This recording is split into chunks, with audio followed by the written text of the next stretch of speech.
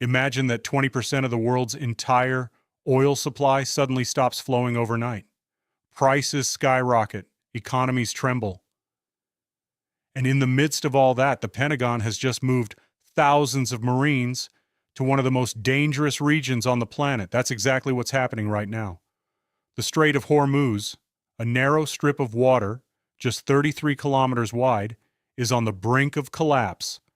And the United States has just ordered one of the largest naval deployments in recent years in an attempt to control it. In this video, I'm going to explain what's happening, why it matters, and what it means for the rest of the world. Stay until the end, because the last part is something nobody else is covering. 20% of the world's oil passes through the Strait of Hormuz. When Iran closes it, the entire world feels it at the gas pump. And the numbers prove it. So far this March, only 77 ships have crossed the strait, compared to 1,229 during the same period last year. A 94% drop, almost zero traffic. Treasury Secretary Scott Bessent confirmed that the disruption has already cost the U.S. $11 billion, and oil prices have reached nearly $110 per barrel. So what's Washington's response? Send in the Marines. Deployed units USS Tripoli from Japan with 2,200 Marines, USS Boxer from San Diego with an additional 2,200 Marines. Approximate total: more than 4,400 troops, possibly exceeding 5,000 according to Pentagon sources. The Pentagon ordered the deployment of the 31st Marine Expeditionary Unit aboard the USS Tripoli, based in Japan, and accelerated the departure of the USS Boxer from San Diego 3 weeks ahead of schedule. It's a very clear signal the situation is urgent. These units are not conventional troops. They are rapid response forces. They can deploy helicopters, assault boats, and carry out ground operations within hours.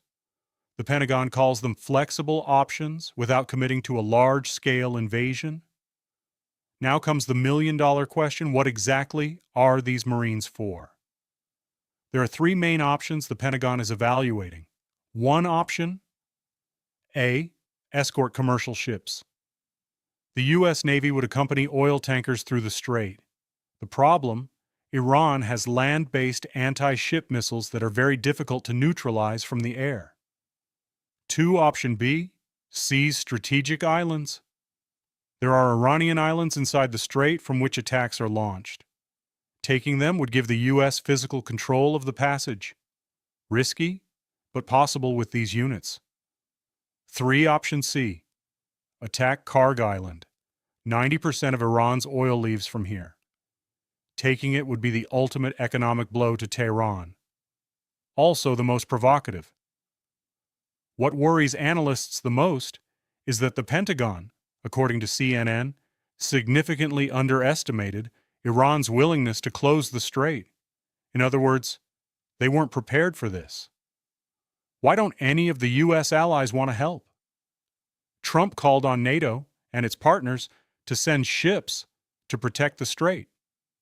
The response was almost a unanimous no. We have a situation that we did not provoke, that we did not cause at all.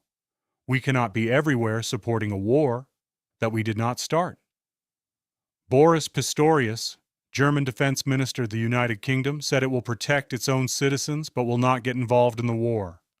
India, instead of supporting the U.S., negotiated directly with Iran so its ships could pass.